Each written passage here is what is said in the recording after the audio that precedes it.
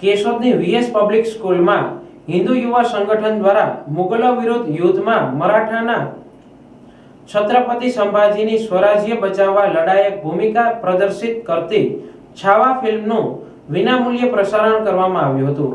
આ કાર્યક્રમમાં મોટી સંખ્યામાં હિન્દુ સમુદાયના ભાઈઓ બહેનો ઉમટી પડતા નક્કી કરાયેલા સ્કૂલ પરિસરની જગ્યા ખચોખચ ભરાઈ ગઈ હતી। આશરે 1500 જેટલા દર્શકોએ આખી ફિલ્મ નિહાળી હતી।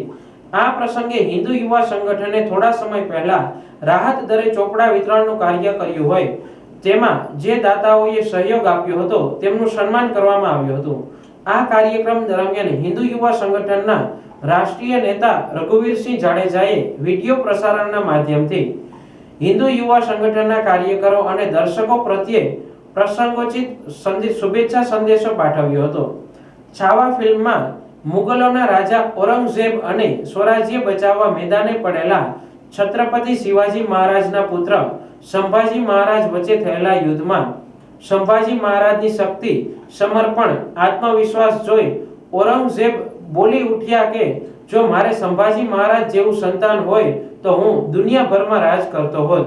આ વિધર્મી દુશ્મને તેના જ દુશ્મન એવા હિન્દુ યોદ્ધાના વખાણ કરવા પડ્યા હતા। આ યુદ્ધમાં ભલે સંભાજી મહારાજે તેમનો દેહ છોડી દીધો હતો, પરંતુ વિધર્મી દુશ્મનના આ છેલ્લા વાક્યએ ભારતની ભૂમિ પર હિન્દુ શૂરવીરોની તાકાતના વખાણ હિન્દુ સમાજ માટે ગૌરવની ક્ષણ ઊભી કરી દીધી હતી। હિન્દુ યુવા સંગઠનના છાવા ફિલ્મ બતાવવા પાછળ પશ્ચિમી ઘેલછાથી દૂર રહી હિન્દુ ધર્મ બચાવવા પ્રયત્ન કર્યો હતો, જેને હિન્દુ સમાજે બિરદાવ્યો હતો।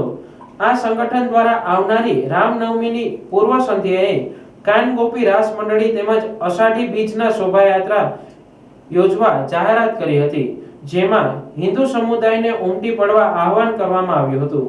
આ તકે શહેર સંગઠન પ્રમુખ રજનીભાઈ બામરોલિયા, તાલુકા પ્રમુખ વિશાલભાઈ સોલંકીએ હાજર તમામ દર્શકો પ્રત્યે આભાર વ્યક્ત કર્યો હતો, જેમાં રાજેશભાઈ પટેલ, ડોક્ટર સ્નેહલ તન્ના, આરપી સોલંકી, કાનભાઈ સુત્રેજા, જતીનભાઈ સોઢા, જયુભાઈ ગરેજા, વિશાલભાઈ ભટ્ટ, હિન્દુ સંગઠનના આગેવાનો સહિતના મહેમાનો હાજર રહ્યા હતા। જય શ્રી રામ।